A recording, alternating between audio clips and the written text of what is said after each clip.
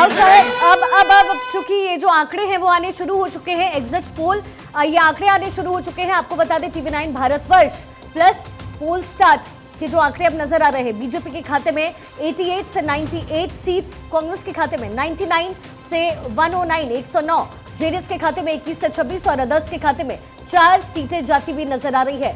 तो ये महा एग्जिट पोल के पहले आंकड़े अजय जी इस वक्त नजर आ रहे हैं। और देखिए, जिस बढ़त की बात लगातार बीजेपी के नेताओं की तरफ से कही जा रही थी, 3%, 4%, कम से कम टीवी9 भारतवर्ष के इस एग्जिट पोल में ये आंकड़े जरूर नजर आ रहे हैं। बिल्कुल शिखा, ये पहले आंकड़े हैं जो कि हम एक दूसरे चैनल का आपके सामने प्रस्तुत कर रहे हैं, टीवी9 का, जिसमें ये बात बड़ी स्पष्ट होती दिख रही है।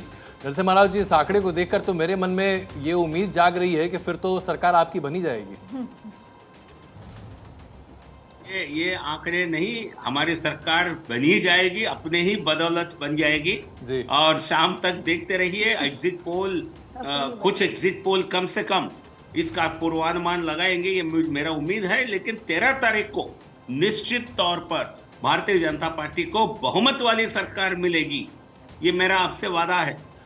लेकिन नरसिम्हा राव जी, आपकी पार्टी पर यह आरोप बार बार विपक्ष लगाता है कि आप तोड़फोड़ की राजनीति में बड़े माहिर हैं।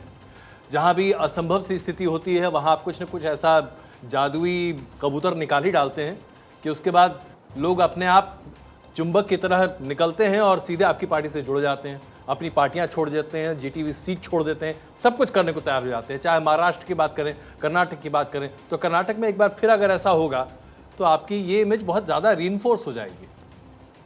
देखिए अजय जी, हम पर बहुत असत्य आरोप लगाए जाते हैं और मैं आपसे उम्मीद नहीं कर रहा था, कम से कम आप ऐसा सच्चे आरोप नहीं लगाएंगे। नहीं, मैं आरोप नहीं लगा रहा हूं, मैं आरोप नहीं लगा रहा हूं। मैंने ये कहा कि विरोधी दल ये बात आपके बारे में बार बार कहते हैं, मेरा आरोप नहीं है बिल्कुल, प्लीज।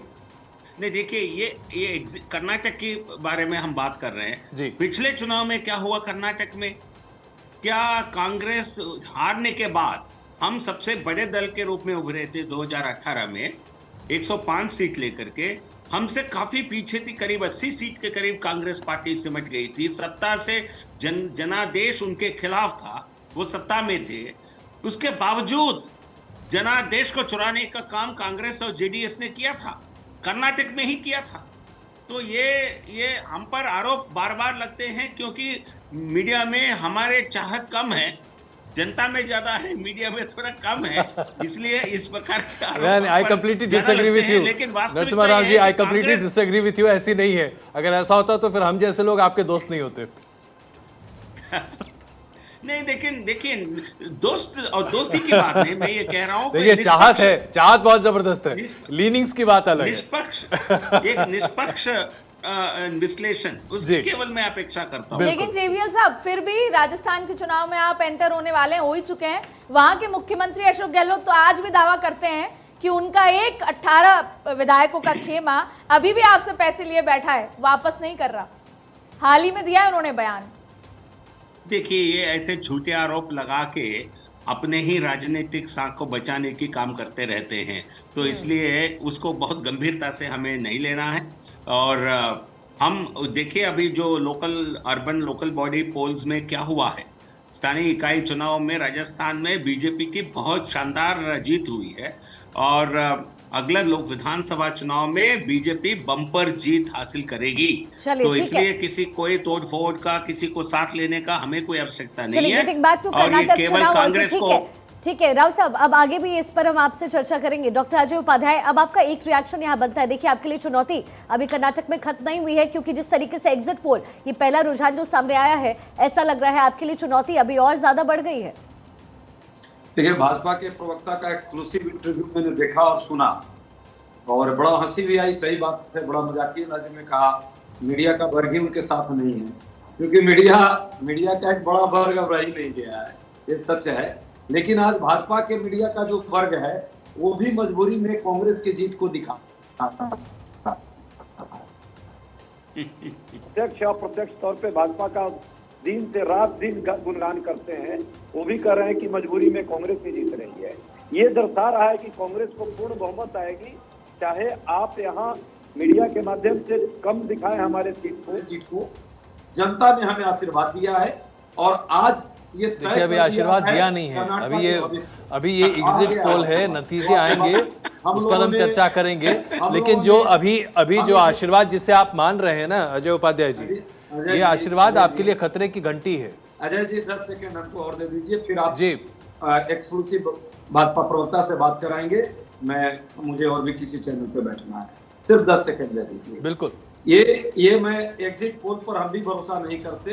एग्जिट पोल का जो ये आपको दिखाया जाएगा, ये भरोसे के लायक पोल नहीं है। मैं कह रहा हूँ जनता के मुद्दों पर जिस पर हमने लड़ाई लड़ी है और जिस तरह से कुकर्म भाजपा के लोगों ने वहां किया है, जिस तरह बजरंग बली को भी बजरंग दल के साथ जोड़ करके और बजरंग बली का अपमान किया, जिस तरह वहां के आम महिला युवा जो बेरोजगार है, महिला अधिकार नहीं मिला, उस पर इन लोगों ने कोई काम नहीं किया, और जिस तरह कर्ज में डुबोया है कर्नाटक के स्वाभिमान के साथ इन लोगों ने कहीं न कहीं पिछले 3-3.5 साल में समझौता किया है। जनता ने उसके कारण मुझे वोट दिया है, और ये फील्ड में हमारे वार रूम से रिपोर्ट जो क्षेत्र में हर विधानसभा में हमारे एआईसीसी के ऑब्जर्वर, एआईसीसी के कार्यकर्ता वहां जाकर अजय उपाध्याय जी, अभी जो एग्जिट पोल हमने आपके सामने प्रस्तुत किया था, जो कि TV9 के द्वारा किया गया है, उसमें भी आपकी अधिकतम सीटें 109 दिखाई दे रही हैं। यानी कि अभी भी आपको दूसरे लोगों का सहारा लेना पड़ेगा, शायद जेडीएस का सहारा लेना पड़ेगा, अगर ऐसे नतीजे सामने आ जाते हैं तब भी। यानी कि रास्ता आसान नहीं है। हम यही आपसे सवाल पूछना चाह रहे थे कि ये बताइए, सवाल तो सुन लीजिए सर। सवाल ये है कि कहाँ 140-150 सीटों की बात हो रही थी। अगर ये लॉस होता है, अगर कुछ इसी तरह की बातें निकल कर आती हैं और अगर ये लॉस होता है, तो इसके लिए तो एक बार फिर कांग्रेस को अपने ही गिरबान में झांकना पड़ेगा ना।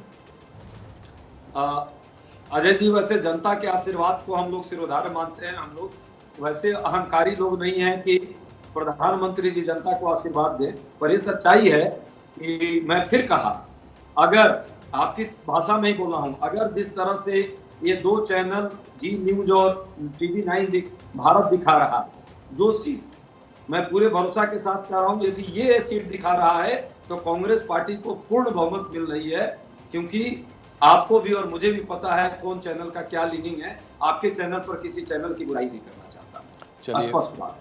हम जरा JVL जी, जाहिर सी बात है अभी इन रुझानों पर चर्चा हम जिस तरह से कर रहे हैं, वो शाम होते होते और भी बहुत सारे इस तरह के आंकड़े सामने आएंगे, उस पर चर्चा होती रहेगी। लेकिन अगर मैं आपका खुद का आकलन मारूं, क्या आपको लग रहा था इस चुनाव की शुरुआत के समय कि भारतीय जनता पार्टी एक बहुत अच्छे फुटिंग पर आगे चल रही है और इतिहास बदलने जैसा होता दिखाई दे सकता था, या दरअसल आपसी विरोध, नेतृत्व में थोड़ी खामी, उसके साथ साथ भ्रष्टाचार के कई तरह के आरोप, ये आपके लिए पैर की बहुत बड़ी जकड़न थे, जिससे निकलने में आपको काफी मशक्कत करनी पड़ी है? अजय जी, मैं आपको बहुत ही एक ऑनेस्ट एक रेस्पॉन्स दे रहा हूं। मैं गया था 1.5 महीने पहले करीब कर्नाटक के चुनाव में। वाकई कर्नाटक में विकास का जो कार्य हुआ है, विकास जो हुआ है, ये मैं मानता हूं कई भाजपा शासित राज्यों के तुलना में भी बेहतर काम हुआ है। और वहाँ की सड़कें, वहाँ की पीने के पानी की व्यवस्था और सभी जो केंद्र सरकार की योजनाएं हैं बहुत अच्छे तरीके से चल रहे हैं, और कुछ प्रदेश सरकार की योजनाएं भी बहुत अच्छे चले हैं। हर किसान के लिए प्रधानमंत्री किसान सम्मान निधि के तहत राज्य सरकार के द्वारा 4,000 जोड़ कर देना, और हर किसान परिवार के बच्चों को स्कॉलरशिप देना पढ़ाई के लिए काफी पॉपुलर है। जमीन की स्थिति काफी अच्छी थी, बट लेकिन हमारे तरफ से कहीं ना कहीं कम्युनिकेशन की, मुझे लगता है प्रदेश नेतृत्व के द्वारा उसमें काफी कमी रही है। चलिए राव साहब, चूंकि राव साहब ये चर्चा अभी बहुत लंबी चलने वाली है, ये तो पहला रुझान था।